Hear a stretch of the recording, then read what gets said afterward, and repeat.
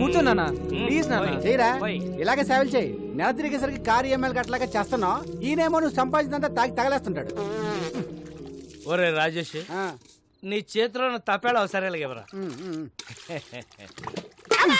అబ్బా, మా ఫ్యామిలీ చారిత్రక గాథ తెలియక కూస్తున్నావు రే. After 1 year he will be king. Uncle, ఈ డైలాగ్ ఎక్కడో విన్నట్టుంది. ఆ ఒక్కటే అడక్.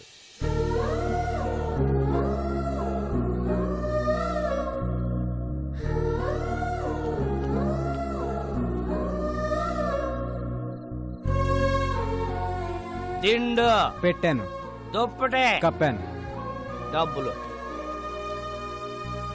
ఇదిగో పెట్టాను.